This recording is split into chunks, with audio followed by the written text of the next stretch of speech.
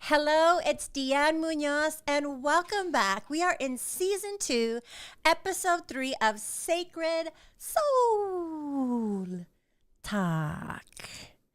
Okay, you guys, I have a very special guest today who, when I heard his story, it's like one of those moments in your life where you're just reminded, like, don't judge a book by its story. It's inspiring. It's transformative. And he's going to share it in a minute. But I'm going to introduce him right now, Tony Cortez, the Conqueror. What's up, guys? Thank you for having me. Yes, definitely. Thank you so much. He's a pro fighter. We're going to be getting into his story. Okay, so Tony, I have a little ritual that I do when I start my podcast. And I like to start off with a little grounding, a little manifestation, a little prayer. Okay? So what I'm going to start with is I have this little prayer box. So the prayer box could be replaced with manifestation box, goal box, whatever you choose. So I'm going to do a 3-card reading. I'm going to pull 3 cards and I'm going to give a little reading. So whatever spirit comes into play for people to know right now is going to come up. And then I'm going to have you grab a card. All right. Okay. And then we'll do a little mini reading and we're going to call in that Spirit's going to come through, and whatever message comes through, it's going to touch, move, and inspire everybody, whoever watches this video. Let's do it. Meanwhile, I do that. I'm going to have you open the prayer box, there's a little pin inside. Mm-hmm. And what I want you to do, whatever right now is in your heart, whatever right now is in your soul that you really want to manifest or call in, you're going to write it down, okay? And look, you're going to put it underneath this white candle. So every one of my guests this is like our prayer altar. So this is like my super quantum leap manifestation prayer area. So every prayer here, we're sending good juju that all of these come manifesting, quantum leaping timelines. Okay, so here's your prayer box. Meanwhile, okay. So before that, we're going to do a small little prayer. Okay. So I'm going to have everyone in the room, including my guest and my audio guy, close their eyes. I'm going to ground everybody.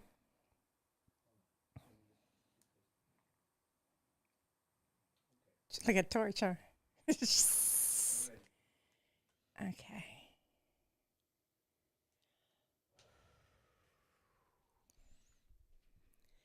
Okay, I'm going to have everyone take a deep breath in. Deep breath out. Okay, I'm going to ask that everybody leave behind anything heavy from the week, from the day, from the month, even from this year. I want you to relax your shoulders, your eyebrows, your jaw, your hands. I want you to just drop into your body. I want you to feel where you hold your anxiety, where you hold your emotions, where you hold your worry, your stress. Feel where you are stiff. And I'm going to have you take a deep breath in. You're going to hold it at the top. And then when I say breathe out, you're going to breathe out all of that heaviness, all of the negativity, all of the tightness, all of the stress. Take a deep breath in. Deep, deep, deep, deep, deep, deep, deep. Hold it. We're going to anchor it in.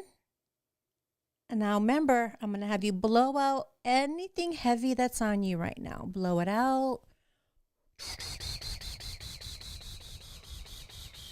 Release, release, release, release. We're releasing. On the next deep breath in, I'm going to have you breathe in peace, love, tranquility, healing light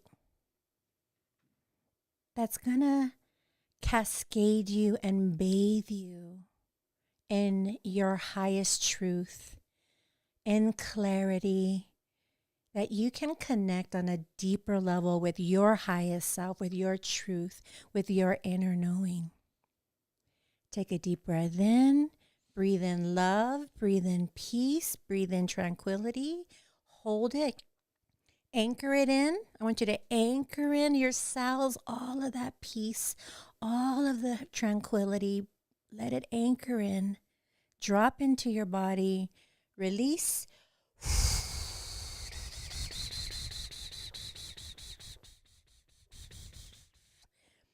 Release anything that's not serving you, anything heavy, anything that's coming to your mind that needs to be released out of your mind, your soul, your memories. Let that shit go. I'm going to take another deep breath in. And on this deep breath, I want you to breathe in your manifestations. I want you to visualize your goals, where you see yourself 5 years from now, 10 years from now. We're going to call that in. We're going to call in our higher selves. Dear Heavenly Father, dear God, dear universe, dear love, dear ancestors, only our ancestors of the highest light. We call in our future self 5 years from now, 10 years from now, 15 years from now. We call upon you and we draw upon you to be here today as Tony Cortez and I sit united. Where 2 or 3 or more are gathered, you say that you are there. In quantum physics, where 2 or 3 or more energies are aligned, they are amplified. We stand here to touch, move, and inspire.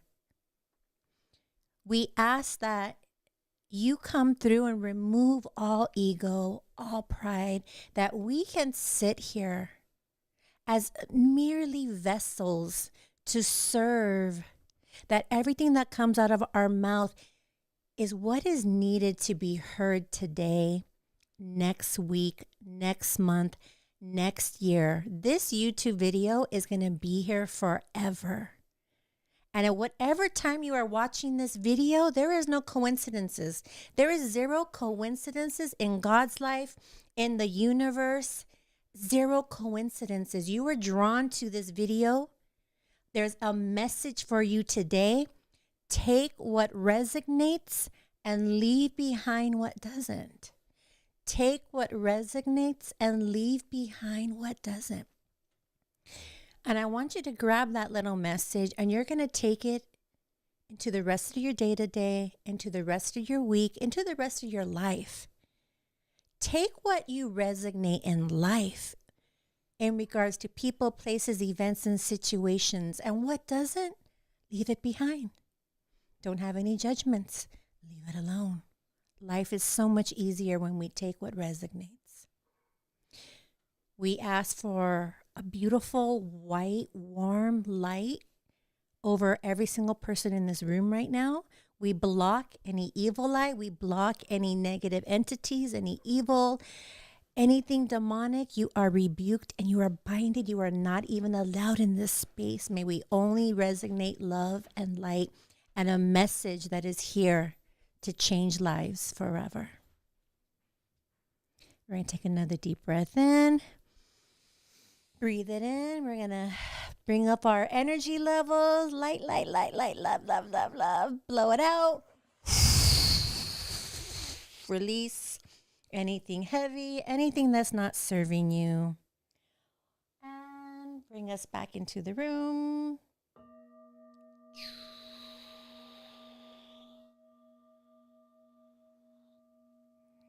That was cool. Yeah. Yeah.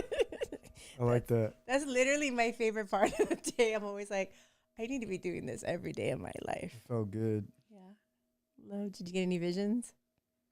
Like future. Yeah, like my future. Awesome. Okay, let's get the little thing. I'm going to pull 3 cards, everybody.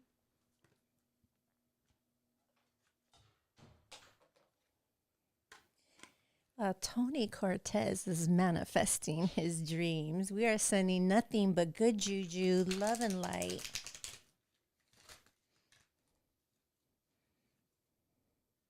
Faith, prayers. All right, you guys, I'm going to pull 3 cards. And whatever message is supposed to be said today is going to come through. I'm going to channel in whatever visions that I get, I'll be staring to the left. When I stare to the left, that's where the channeling comes through. All right.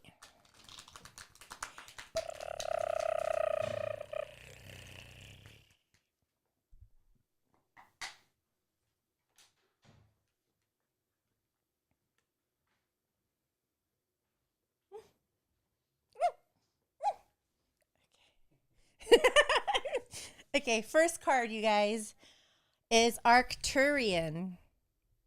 Arcturian is gifted at divination and channeling. What are we doing right now? And Tony and I had a conversation earlier when I was getting ready, and we were talking about intuition. Remember? Yup, I do. So look at, here we go. Look at the message coming in. Gifted at divination and channeling, leader in communities and workplaces, here to advance and innovate. That's badass. That's perfect. That's exactly what I was thinking before. Yes. Okay, so we have that. Okay, so we were speaking earlier about how do shoot, what's the word? What's the word when you're comparing two things? Oh shit. Discernment? Discerning, that word.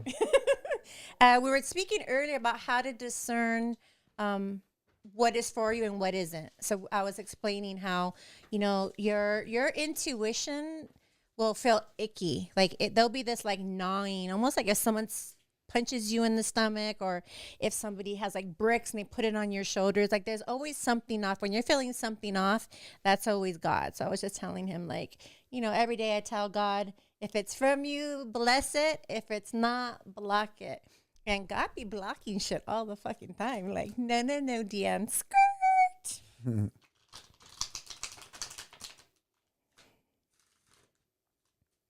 Okay, next card.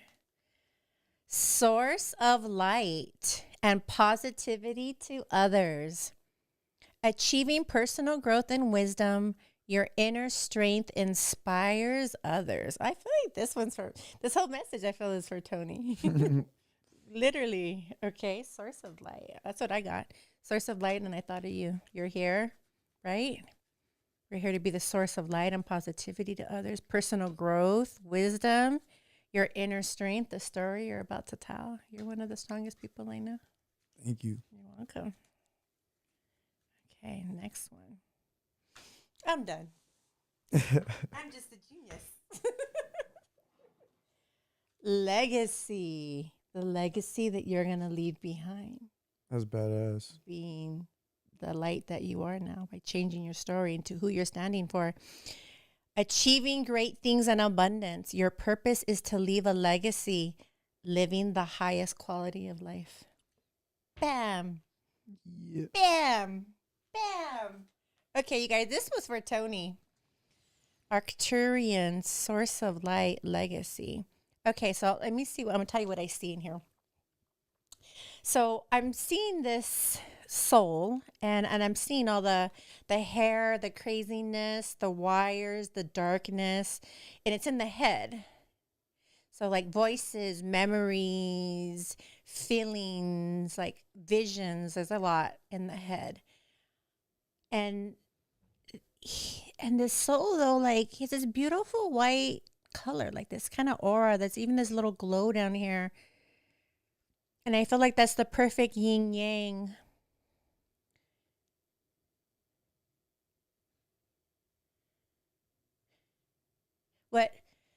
What people do not understand, and this is a vision I've had before, is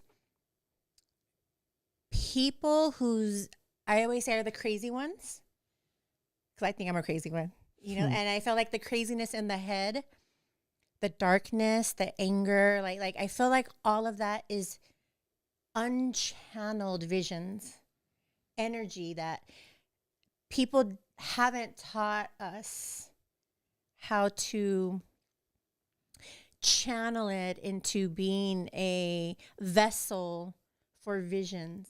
So a lot of times, like, I'm a huge advocate that people on medication. I feel like a lot of the biggest healers in the world are locked up in Bellevue in New York. That's the biggest psych ward that is around, and they just have them like doped up on medication. It was a doctor once in Peru, right? And he wanted to Peru. It was like a part of a village, so he wanted to prove that mental illness was just merely people who like channelers who have some hardcore like visionary stuff, or healers that they don't know what everything means, so they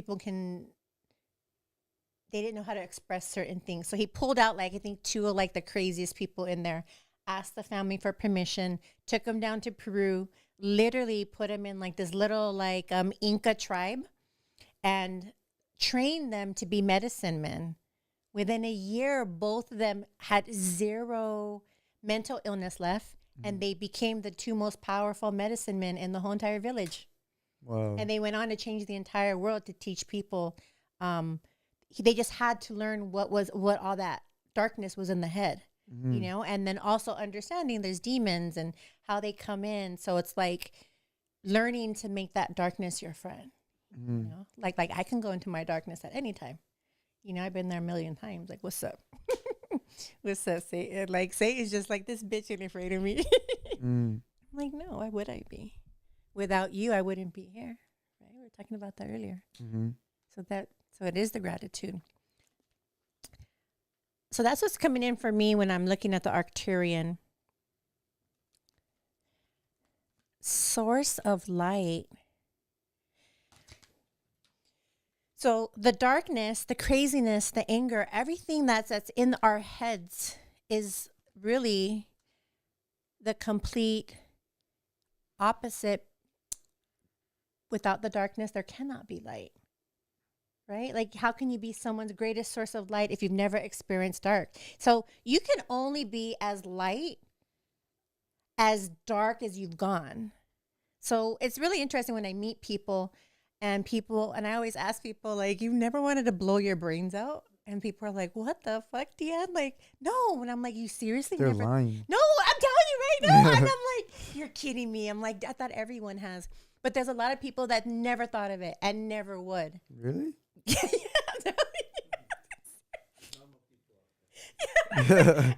And I'm in awe of them. But it also makes me understand it better, because those people are always like, damn, Deanne, like, you're so light, like, you're so love, like, you're so positive. And I'm like, only because I know the opposite. And that shit fucking scares me. Like, for me to get to that dark place, like, I want to blow my brains out. So it's like the complete polarity of it. So that's why I feel like, you know, us being who we are, like, influencing and touching people's lives, it's because that dark place is like, we've been there. So as deep, it's like the complete opposite, right? You have the 0 on a scale. When one side goes down, the other one goes in the same level. And I feel like two people that have never experienced suicide, I'm like, well, you can never talk to me or inspire me because you haven't been there, right? Wow. So people who want to commit suicide, like, I understand you fuckers. Like, you go dark, but it also means you go higher than the people who never thought of it can. They could only access happiness and light for such, like, at the same level they've gone dark, and they haven't really gone that dark. Yeah, that's really cool. Yeah, so that's why I was seeing the darkness and then the light, right? The light's what's inside. It's that little voice that's like, you shouldn't pull the trigger, bitch. I'm like, oh. And I explained it like that because when I was 26, I was my 3rd month. We were talking about drug overdosing earlier. I was 3 months, right, after that had happened. And I got sober, not because I wanted to get sober, because I could no longer do drugs. Because every time I did, I kept having panic attacks and I'd have to go to the hospital. And I didn't want to go to the hospital anymore. So I remember I was 3 months and I couldn't leave the house and I had agoraphobia. And I remember there was a point where I was sitting on the couch one time. And when I was sitting on the couch, I remember feeling like just hopeless. Like, what? Like, I can't leave the front door. I haven't left the house in, 90 days. And I literally was like, this big, dark, black shadow was like coming up over my head. And mind you, I'm sober now. I'm not high. I'm not on a good one. Like, there's nothing. There's a big black shadow come over. and there was these big black claws, and I remember I was sitting in the couch, and I can feel myself like going, like me getting really small, and everything. The room got black. I couldn't hear anything. It's like almost like if you're fainting, and this big black claws were coming over me, and they had engulfed me, and I literally was like, and it was literally telling me like, die, kill yourself, die. And I remember there was little fucking light. There was like this little fucking like common sense, like a small little 2% common sense being like, no, Deanne, no. But the feeling that I was just like, I'm fucking tired. Like, I'm fucking tired of the pain. Like, I don't want to be here. But at this time, this thing's like a hold of me. Like, I almost couldn't breathe. And I was like being crushed. Like, I literally felt like I was being crushed. And I was like, I didn't understand it. I didn't know. But all I knew was I wanted to fucking die. Like, at that moment, I'm like, I don't want to feel any more pain. But there literally was this little fucking voice. And it was like me, like, trying to scream to me, no, like, no. And just even that little bit of me was just like, what do I do? And I hadn't prayed in over 10 years because I hated God. I'd hated God. And I was really fucking scared. Like, I was scared. Like, I was like, should I call 911? Well, first of all, I couldn't move because the thing had me. But I was like, do I call 911 and be like, hey, bro, I want to get something attacking me? That sounds weird. But the only thing I could think of at the time was to call on God. And I literally remember just being like, fuck, okay. And I literally, like, in that little voice was like, because I knew I couldn't do it, but that little voice has literally said, God, help me. And it was the first time I'd ever prayed to God or even acknowledged him in 10 years. And in a second, it went, and I was like, and I was fucking scared out of my mind. I dropped on the floor in a fetal position and I cried. And I cried and I prayed to God for the first fucking time when I said, I fucking can't do this, God. Like, I can't. Like, I tried my whole life doing what I thought was right. And that's where it got me. Mm-hmm. My choices aren't the best fucking choices. And at that point, I remember I called my mom and my brother at the time. And I was just like, you know, only they would understand like a demon attack, you know, because we were brought up in a church with demons. Yeah. So that's what came up for me when I was seeing that little voice inside, you know, listening to that intuitive little voice telling us that little common sense. And through our traumas, through what we've been through is what's going to be created in the future. Bam. Okay. So I'm going to have you pick a card. Which bundle do you want? This one's called Evolution of the Soul. This is Messages from Your Ancestors. And this one's Divine Abundance. I want to see what my ancestors got to say. Okay.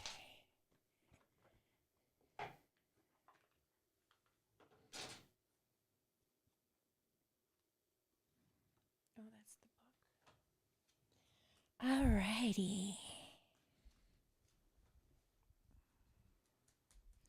Ancestors of Tony Cortez, only of the highest light. His guides, his protectors. We are asking if you would like to join us right now and speak and connect.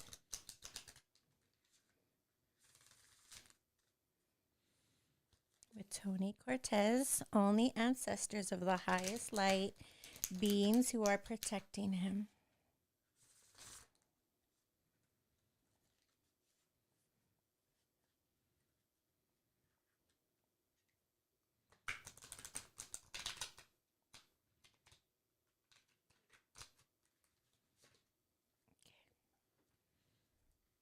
Any card you want. Go ahead, Chef, play with them. This is a new deck.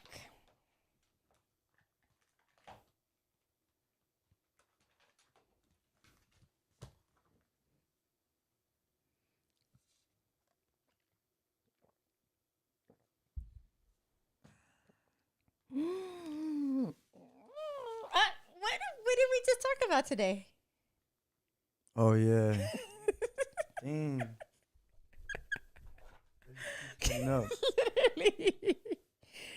Wow. Okay, so the first thing, there we go.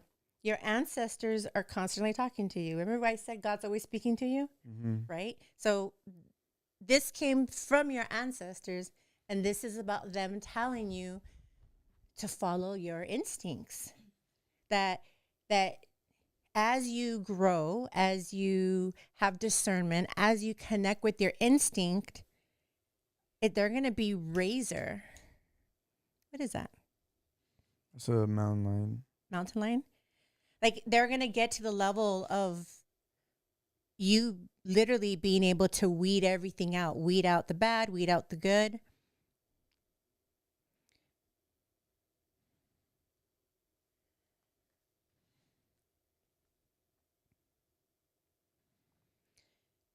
They're saying that you already know the answers ahead of time, to trust what you're feeling, to trust the nudges.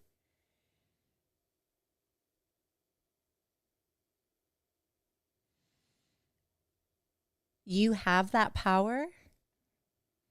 They're asking you to strengthen it. That every instinct you get is going to be correct. That you already have this gift. You already see. You're already a seer. You're a seer and a filler.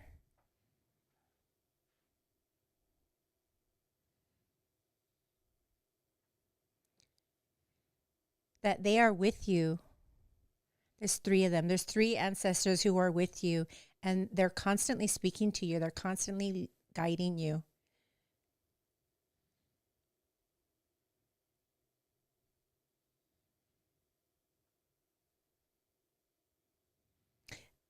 They said you already fucking know.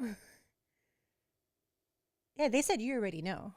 You already know. Like you have the answers always. To stop second guessing yourself. Because it's like you're constantly in question instead of saying, oh, fuck, I felt that, and being like, this is to be true.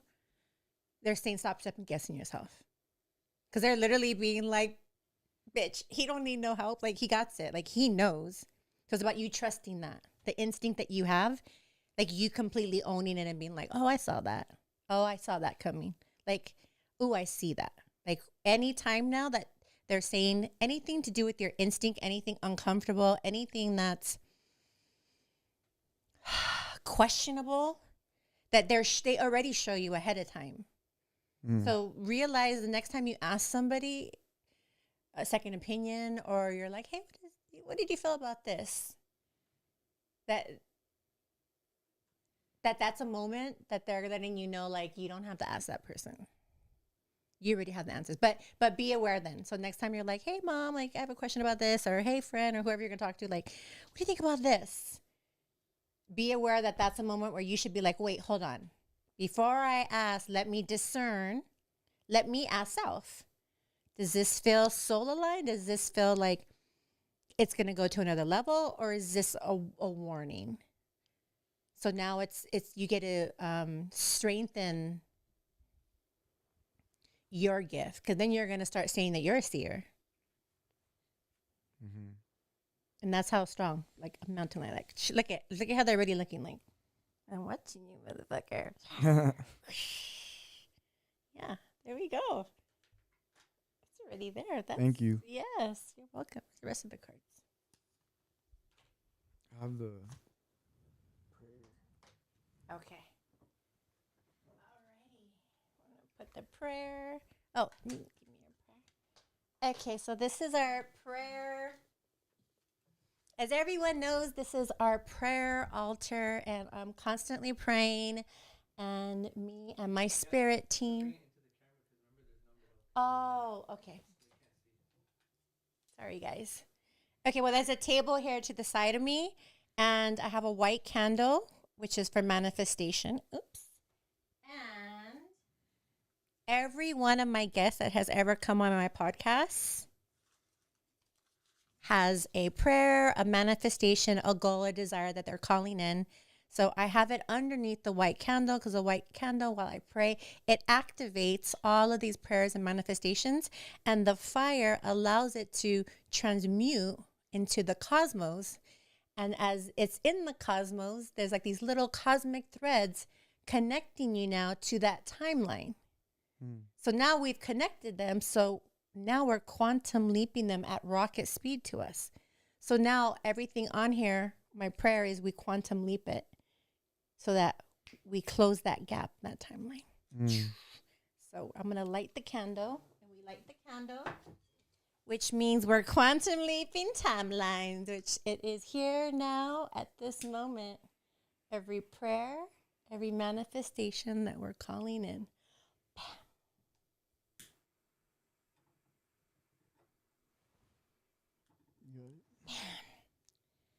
Okay. Whew. That's my favorite part. Okay, Tony. Cortez, the conqueror. Okay, I have so many questions. Called?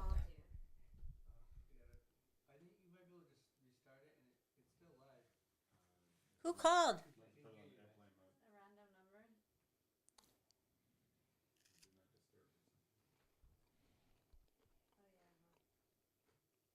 Well, it's perfect because before he even starts his story, so it would have sucked if he was like in the middle.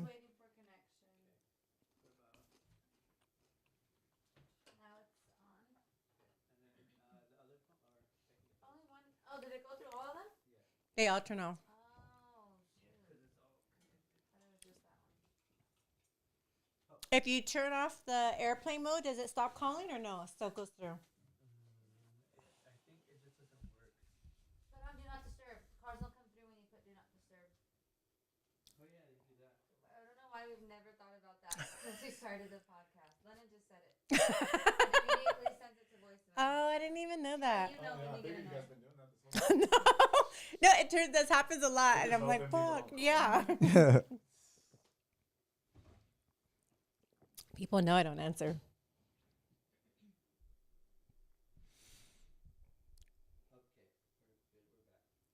Okay, well, put them on. Don't Do Not Disturb me, huh? I'm gonna be pissed if it happens again.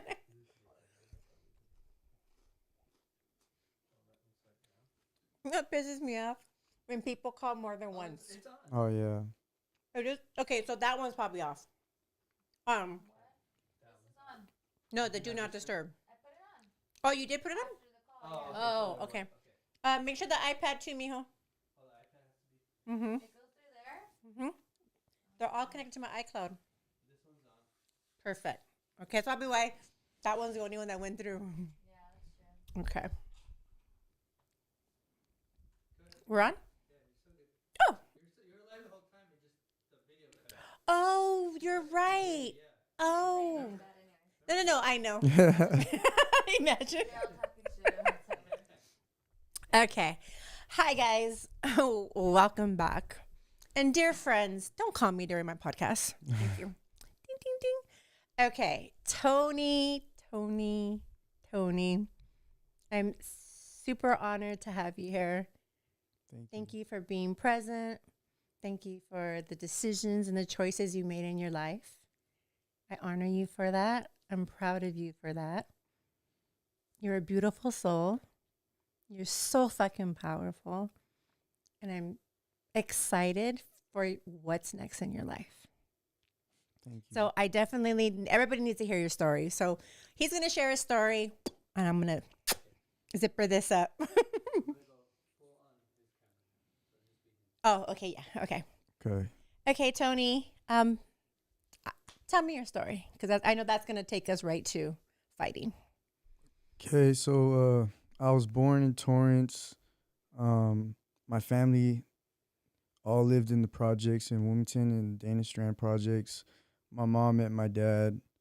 And then I had like my first birthday there. They tore the projects down and then we just started moving around all over LA. I lived in Wilmington, Long Beach and stuff. It was like, it wasn't that bad, but it was ghetto, you know, like there was always people trying to like fucking kidnap me and shit, like the neighbors. Like we lived next to a halfway house and they were just weird. They were always trying to take me. Are you serious? Yeah. Do you remember these things? Yeah. They used to like give me candies and shit. Yeah. What some the fuck? fucked up, but luckily I never got taken, right? And then my mom left my dad, and then we started living with my grandparents. Moved around a little bit. I was getting in trouble. The way me and my dad used to really bond was through fighting. Like I would fight him when I was like 5. He'll slap me around. I'll start crying. He'll tell me I was a pussy and shit like that. Regular shit. I'd fight the neighbors. I like just wanted to beat everybody up because I'll come home and I'll tell my dad, "Oh, I beat up so and so." He'd be like, "Yeah, that's right. You know, like that's my son right there." Oh, it's like a way for you to bond. Yeah. Oh. And I always heard stories about my dad beating people up too. So I looked up to him because my dad was like, he's a G, and that's how I wanted to be. And then when my mom left my dad, I was kind of like lonely, you know. And I started getting in trouble at school. So she put me into sports. I started playing soccer. They kicked me off the soccer team because I was too aggressive, and like I tried to fight the coach and shit. So my mom's like, "You want to fight?" And I'm like, "Hell yeah, I want to fight." I was Right, here's the belt. No. I was like 10 years old, and Yeah. she put me in taekwondo, and I did that for like a couple days. But they always wanted me to bow and be like, "Yes, sir, no, sir." Yeah. And I'll be like, "Fuck no," because I was just a bad kid. Dang. And the fucking coach didn't like me, so he kicked me out. He didn't want me there. So then my mom's like, I'm 10 years old. You got kicked out of Taekwondo. it was just bad. But she put me in. Oh, so we go to Costco, and they had just built a UFC gym in Corona, and I was like begging her to just go inside and just look at it. Like I didn't want to sign up. I just wanted to look at it. And then we go inside, and her and my aunt put their money together, and then they put me into the gym. And then 3 weeks after my first training session, I had my first fight. And I never stopped fighting after that. Dang, how old were you? 10? I was like, I think I had just turned 11. Wow. I didn't know. At what age are people allowed to do that with kids? I used to do illegal fights when I was a kid. They would put like, Of course you did. yeah, they would put like a cage in the alley behind the gym, Yeah. and they would sell tickets, and then all the kids would just fight each other. Oh, dang. That's how I started fighting. Yeah, it was pretty. Like you just show up. They'll be like, "You're the same size as him. Okay, you're gonna fight him." And I was like 11 fighting like 16-year-olds because I was a big ass 11-year-old. I fought a 16-year-old. I fought an 18 or 17-year-old, and I was winning both the fights. And then I fucking lost at the end. They're just older than me, Right. bigger, stronger. But I was down though. I've always been down. But then I started wrestling in high school to get better at fighting. I was a really fucking good wrestler. I was ranked number 6 in the state, and then my senior year, I go to state and I dislocated my collarbone my first match, and I still went out to wrestle again with the dislocated collarbone. I just put my arm behind my back and I went out to wrestle. I got taken down. That shit just popped out even more, and I got like really depressed because I don't know. I really wanted to place at state and I didn't. So then I started hanging out with the wrong crowd. And I'm like, maybe this shit's not for me. You know, maybe fighting's not for me. I had a weak ass mentality. And then I started getting into drugs and hanging out with the wrong crowd and doing stupid shit like stealing, like all the dumb shit you could do, you know, trying to be cool, make money, do what you got to do. And I didn't go to school. I stopped going to school. I stopped doing all that shit. And I saw a lot of bad shit happen. Um, and I did a lot of bad shit. A lot of my friends died. Um, it all happened really fast. Like that life that I was living, it just went downhill super fast. A lot of my friends got arrested. They have life. Um, some died. My brother died, and that was like what like really fucking like hurt me to my core. And then I was just really bad on drugs, and I went home, and my mom had just she did ayahuasca when I was 17 years old, but we weren't really that close. I was like very distant and I wanted to do my own thing. But she always, like, when she came back from ayahuasca, she used to like sing to the plants that she had, and like I would make fun of her. I'd be like, you're a tree hugger," and shit like that. My mom's way super young. She's like, she had me really young, so we kind of grew up together. So I would always just make fun of her. And then one day I came home and she had been praying for me like a lot because I was out in the streets. And I came home at like fucking 4 in the morning. It was like raining and shit.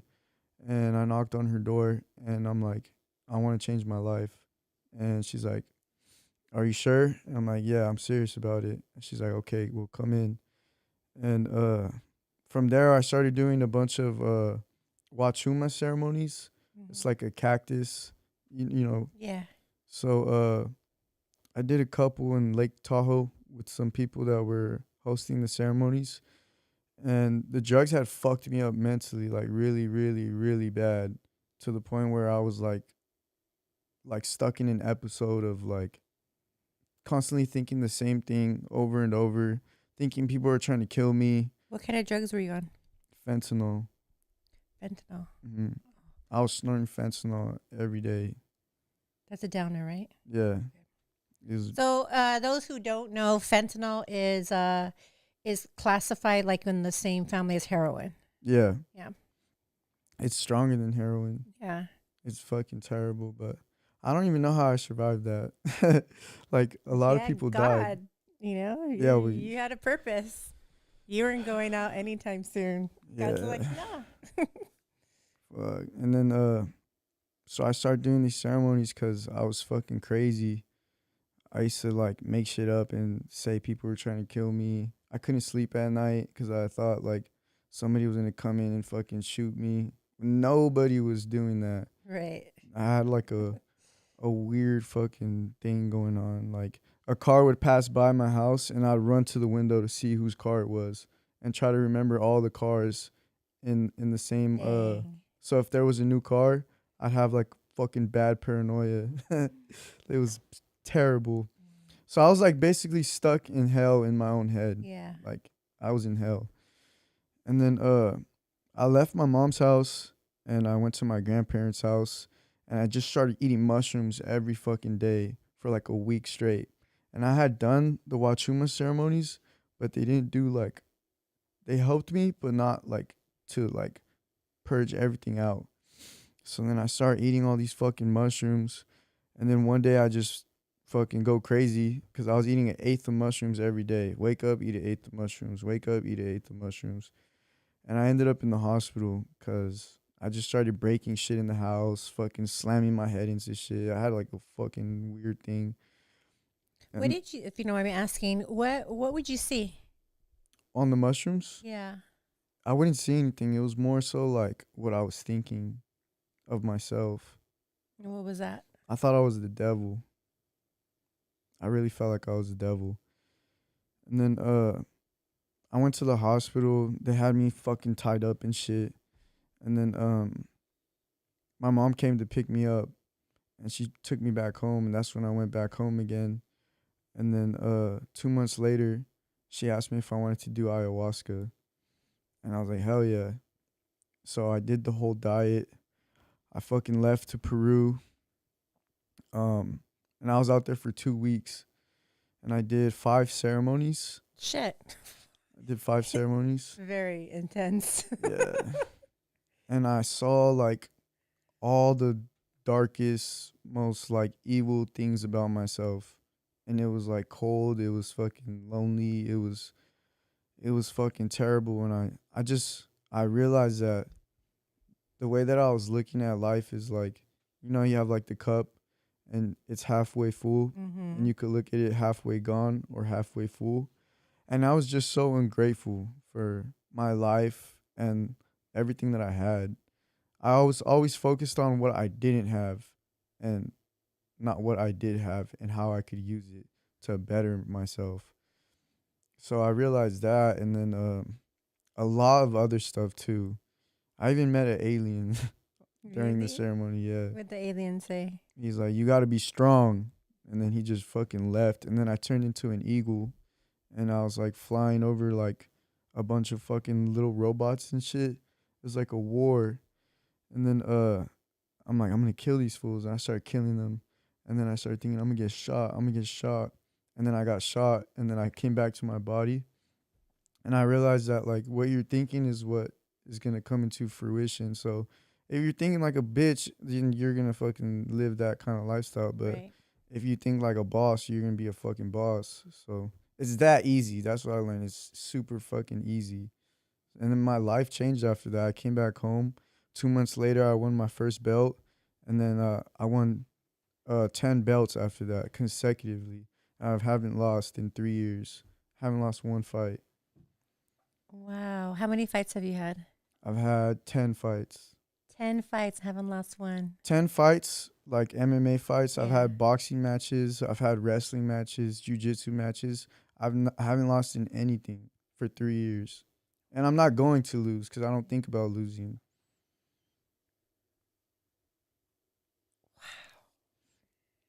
Okay, I have some questions for you.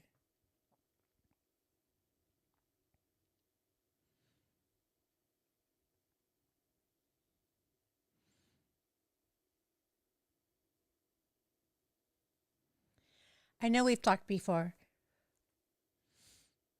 and then it's interesting because now I always take that little key that you gave me, but before you get on and you go on, you have like a little motto, right? Like when you're going, like there is no option for you to lose, right? It's either Kill or be killed. yes. And how did you embrace that? Like how did that come about? That thinking, and how does that fuel you when you're out there fighting? Well, I feel like I've died already a couple times. You know, like in order to change and be better, you have to die and let go of the old you. So I embrace death, and I know that that's the only thing that we're um that's for sure gonna happen in our life is we're gonna fucking die. So I embrace it. I'm like I smile back at it, and that's what allows me to just go in there and just fucking run through a motherfucker's face, because they might be scared to die, and I'm not scared to die. I'll if I died fighting, I died doing what I love. So I hope you kill me, but you ain't gonna kill me, cause I ain't no bitch. Wow, that's so powerful. And so right before you're about to get into that ring, and is it a ringer thing? It's a cage. It's a cage. No, like what the like for when it starts, is it like a ring? Uh-huh. Okay.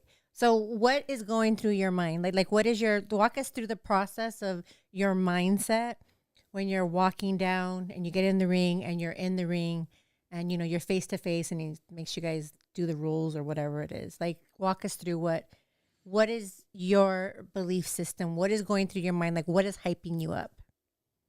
Mhm. What I want what I want is to be a good example for others that kind of like came up like me, cuz I feel like a lot of kids in today's time look up to like people that look like me, right? Like my face is tatted and shit. But all those fools are kind of like stupid as fuck, doing drugs, talking about the dumbest shit ever. And I look that way, Right. but if you get to know me, I'm not like that. I was like that, but I learned from it. So now I want to be a good example for kids that were like that. You know what I mean? And like there's just a bunch of shit that pisses me off, like the way that the government kind of like uses people, the way that like they use us to make money for them cuz they think that they're better than us. I don't know exactly what the fuck it is, Right. but the food that they give us, the water, like they don't give a fuck about us. They don't give a True. fuck about regular people. And that shit pisses me off, and it makes me fucking mad. And I feel like I get in touch with my ancestors because we got conquered by the Spanish people. And I start just getting mad. I'm like, I want to rip this motherfucker's face off because I'm so mad about what they did to them. And I want to go back and I want to live how they lived, in community, in peace, in love, and in light, and really in touch with nature. Like, because like the material world is cool. It's nice to have good shit, but it's not everything. I'd rather have what's real and what's real life. I'd rather be connected to that. This shit's cool too. You know what I mean? Like I wear earrings and shit. I like it too, but I know what's real and what's not. And they try to sell us this fake dream where you're constantly chasing the fucking new car, the new house, and they're telling you it's gonna make you happy, but it never does because it's not external, it's internal. How you feel about yourself. Do you love yourself? Do you love God inside of you? That's what matters. So that shit, it's kind of like they're selling us like a fucking fake dream. So I want to go out there, and in order for me to have a platform to be able to tell people this, I got to beat the shit out of somebody and like, let's do it. Let's go to war. So that's why I get hyped up, and I'm like nobody could stop me. Nobody could beat me in a fight because my purpose is greater than theirs. What are they going to do with that platform? Mm. They don't know shit. Mm. You know what I mean? Right. Like you're going out there, like you're fighting for a cause Mm-hmm. versus like if they're just going out there because they're trying to be the best fighter. Mm-hmm. So, okay, so yeah, so you're driven by your cause, by your passion to change the world. Like, okay, I got that. Yeah, I use like, you know, like you were saying, like darkness and light. I use the darkness inside of me, which is the anger and the fucking fury that I have, to be able to shine light on the world and show people like that I overcame drugs and what I did to do that, and that's choose purpose over pleasure, choose God and choose love and choose life and choose light over all the other bullshit that doesn't matter. That they tell us that's what matters, but it's not true. Purpose over pleasure. 100% with that. Wow. And I know you've shared before as well, like your brother motivating you. Yeah. Yeah. It's crazy because I never really believed in manifestation. But when my brother passed away, I was like, let me try this shit out, you know? And I knew I had a choice where I had to fight 2 months, and it was already lined up. My brother passed away, and I still have that fight. I'm like, I could crawl up in a ball, I could hide, and I could be like, I don't want to fight because I'm sad. Or I can do my job and do what I have to do, and I can use my brother as motivation. I'm not going to say, oh, my brother died, I don't want to fight anymore, I'm so sad, and put it on my brother that I don't want to fight because I'm being a little bitch. So I tell myself, oh, my brother passed away, let me go win this fight for my brother. So the day my brother passed away, I ran 5 miles. And that shit was tough because I wanted to be with my family. I wanted to be crying too, you know. But I'm like, I'm going to do this for him. And yeah, I trained fucking every day. But not only was I training, I was writing a mantra down every day. I was saying it in my head every day. And I was speaking it out loud every day. And then I would start crying and feeling like I fucking did it. And I'd be like so happy. And I'd be like, I won my fight. And I'll tell myself, I will knock Galdina Ibarra out in less than 10 seconds. I will knock all over and over and over for fucking hours. And then I would do that and I would feel it. And then I would practice the move that I was going to knock him out with. And then I knocked him out in 6 seconds. Damn. Knocked him out in 6 seconds. It was crazy. It was a crazy feeling. So visualization. You visualized it, you made it real, and you like anchored it in as your reality, as your truth. Mm-hmm. Now, have you been able to apply that same method to any other area of your life? Have you used it again? Or was it just that one time? Yeah, I think, well, I have a goal in mind, and I know that I'm in alignment with that goal. So it's happening as we speak. I'm here right now. Yeah. So I'm doing it. I love it. I love it.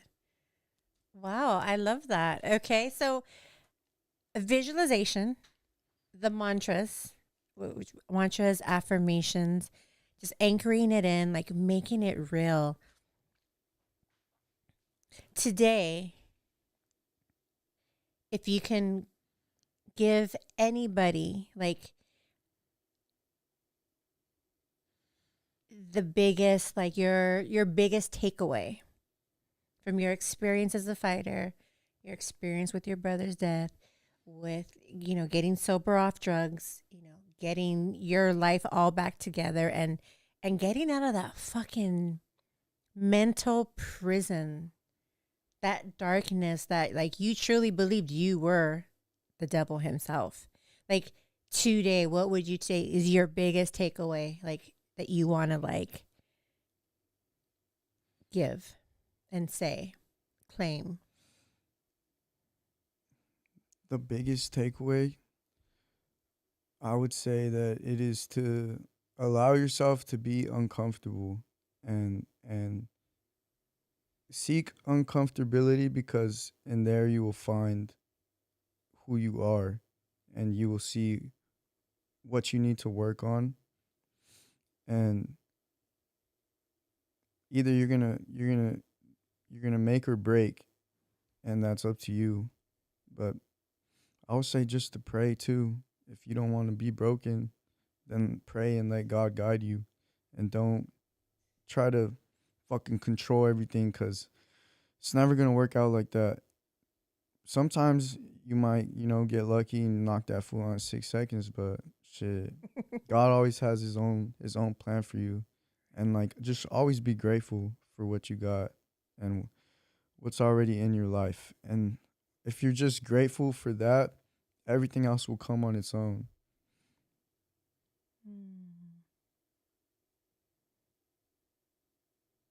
Wow. What is do you have a motto or a favorite quote that you live by? Yeah, I like the quote by Mike Tyson, where he said, "Fear is like fire. Um, it could burn your house down, or you could cook with it."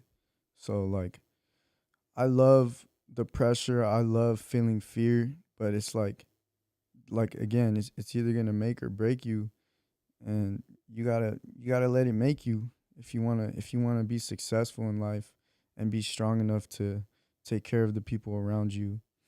Like you gotta accept that you feel that fear, and then use it to help you. Don't let like don't let okay, a negative thought comes in, right, to my head, and I think, fuck, maybe what if I lose my fight? Like those thoughts happen. I beat them with two positive thoughts. So I'm gonna knock this fool out, or I'm gonna tap this fool out.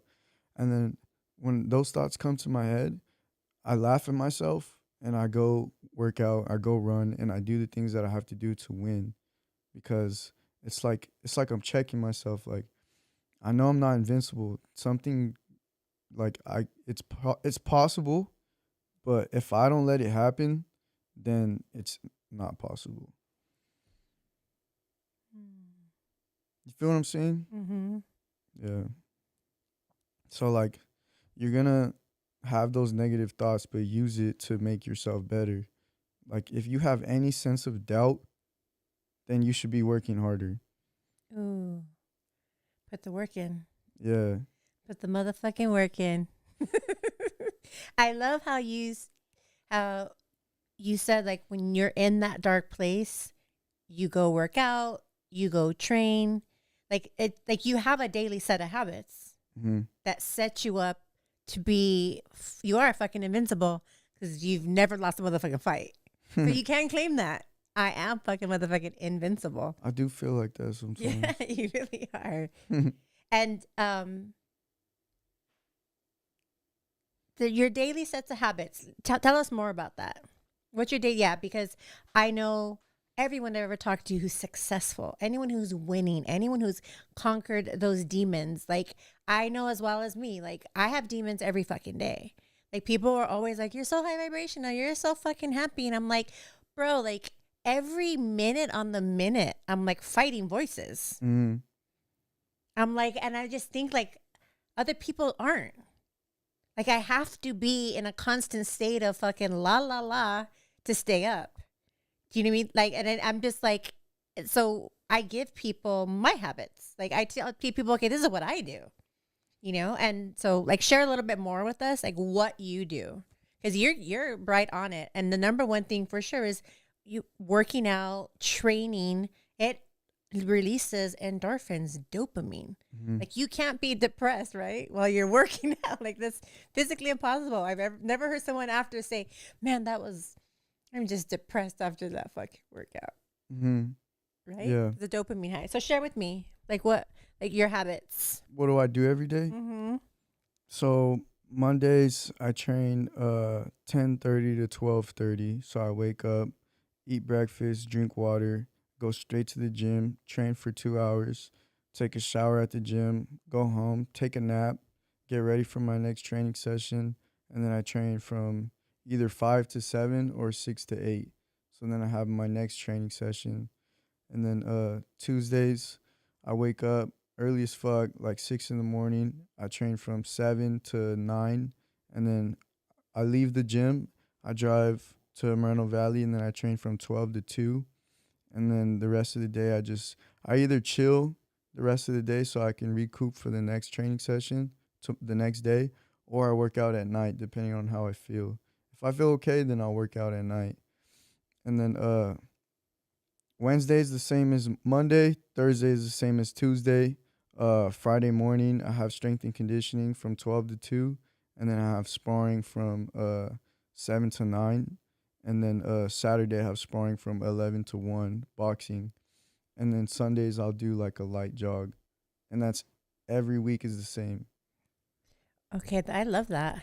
Now, what do you think would happen if you didn't have fighting? If you weren't doing that on a daily basis, that habit? I'd probably be in prison or in jail or something like that, or dead.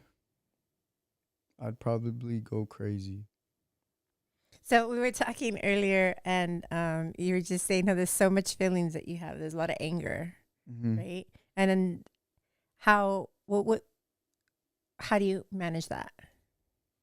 Well, fighting really teaches you how to control it, because if you're fighting somebody and you get angry and you start to try to hurt them, then you're going to get tired. So you have to be very calm when you're fighting. Really calm. Really? Oh, Yeah. that's so crazy. 'Cause I would have thought like, let me just go out there and No, it's the complete opposite. You have to be very calm. You have to be thinking like and calculated, calculated. Well, if you're a good fighter, right? Like right? me. If you're the conqueror, this is why he is the conqueror. You guys take notes. So then you're going and you're setting things up, and then you have that little spritz of where you can release that anger when you see Mhm. that opening, and then you fucking try to take that motherfucker's head off, and then you're back to being calm, watching what he's doing, making him miss, making him move, and then again, ba ba ba boom. Then you let that anger out again, and then then the way that you fight is the way that you're gonna go through life, because life's a fight. So when I start to feel angry, I use it to make me better, because I train, I work out, or I hit the bag, which makes me better at fighting, makes me more conditioned, makes me a greater fighter. So the same thing in fighting. When you feel that little bit of anger, you gotta wait for that right moment, because if you let it control you, then you're gonna get your ass beat. But if you can control it, then you're gonna fucking win. Just like in life, if I let my anger control me, it definitely lead me the wrong way. Because like I, there's a lot of people that I just want to beat up. Like there's a lot of people that like I want to hurt, but I can't, because I know where it's gonna take me. Yeah. So it is what it is. Ciao. I just kill him with success. Damn, that's the best way. And who would you say is your who any whether they're alive or dead, who would you say is your biggest inspiration? Mm.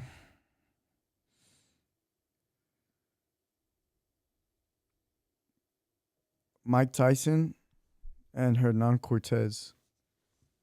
Who's Hernan Cortez? He's the guy who conquered the Aztecs. Really? Yeah. Oh shit. What did he do? He What does that mean, conquered the Aztecs? He fought them? he's a Spanish guy who Uh-huh. led the conquest to conquer the Aztecs. Hmm. But he did it for. He said he has a quote. He said, "We the Spanish have a sickness of the heart that can only be cured by gold."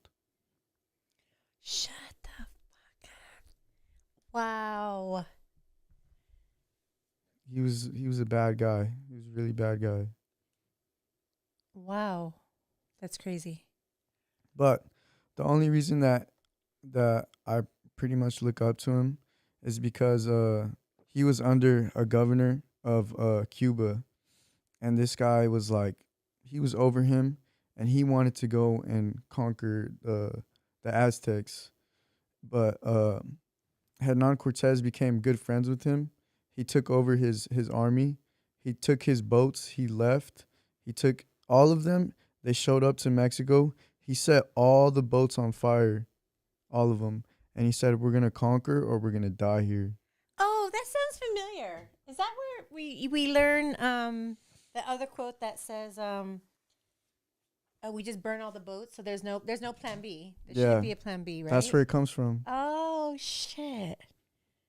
Damn. He burned all the ships. Smart. Either A, he's sick in the head, or he's just motherfucking smart. Because it is, right? Like you said, do or die. He had 300 soldiers with him against an entire fucking, Dang. like, I don't know how many Aztecs there were, but there was a lot more than 300. There's probably like 1,000,000, right? So like him and 300 people conquered the whole fucking empire. Dang. But I want to do the same thing, Mhm. but the right way, because I'm better than him. That's why I call him. I have the same last name as him too. So that's why I call myself the Conqueror. But Oh shit! That would have. Yeah. How did you come up with that name? yeah, just because of him. I remember when I was in elementary school, I saw him in the fucking history book. This is before I even started fighting, and his name said Hernan Cortez. I was like, that's me. Oh wow. That's weird, huh?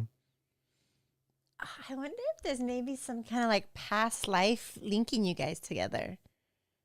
The I fact don't that you're know. drawn to him, that's usually there's something like past life connection. Maybe. I just know that if he was here right now, I'd beat the fuck out of him. And you would win. Yeah. Okay, I have to go to the bathroom, so I'm gonna have you share something real quick. Share your fight details. Okay, share with people if kids are watching, how to get their kids. If there's parents watching right now, give them some advice on what to do with kids who are troubled and angry. Okay. I'm gonna go to the bathroom, so you could look there and just give advice. All right. Kids that are troubled and angry.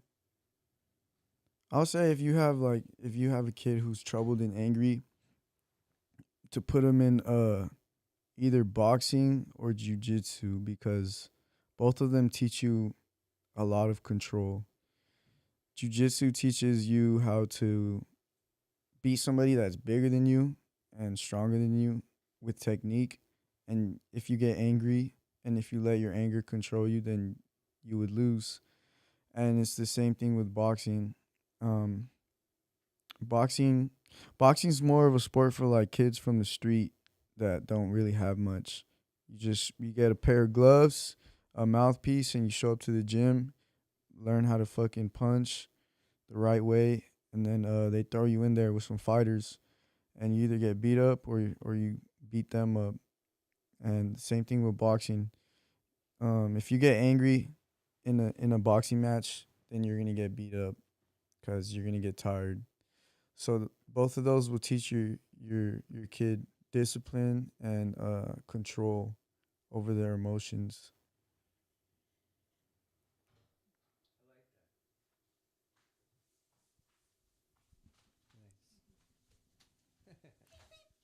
Muay Thai too, but Oh my god, I was holding that. yeah, The whole Hernan Cortez story, I was like, that's why I went before. I knew I was like I could hold it, but I'm gonna probably have to go sooner or later. oh, okay. So I missed that, but oh, okay, perfect. Let's see if there's anything. I think we covered it all. Oh, so just share with us your fights. What's coming up? I have a fight lined up December 9th. I don't know who my opponent is. I had 3 opponents and they all pulled out scared. Really? Yeah, they were scared. Oh So shit! they're trying to find me somebody to fight right now that's like Nobody wants to down. fight you. Wow. They're all scared. Well, shit, you've never lost one fight. My coach always tells me, he's like, enjoy this because one day you're gonna get old and everybody's gonna want to fight you. I'm like, damn. Oh, So yeah, December 9th, I'll be fighting on Paramount Plus, and it'll also be aired on Univision, so channel 34. okay. Perfect. Perfect. His social media, Instagram, was on his page this whole time. We're going to have it linked down below. Do you have anything you want to plug in? Any products, sponsors, or anything? Any last Nah, I'm good like that. touches? Thank you to you for having me. Aw, thank you for sharing your story. Of course. Okay, you guys. Is it on double? Okay. Okay. Okay. Thank you for coming on and sharing your story. Thank you for being vulnerable. Thank you for taking a stand for transformation. Thank you for taking a stand for world transformation to get us to the next level for our awakening. I'm proud of you. Thank Keep you. inspiring. And I'm going to have you on again. All right, you guys, give this video a thumbs up. Leave a comment down in the comment section. Press subscribe if you're not subscribed. Follow Tony. Show him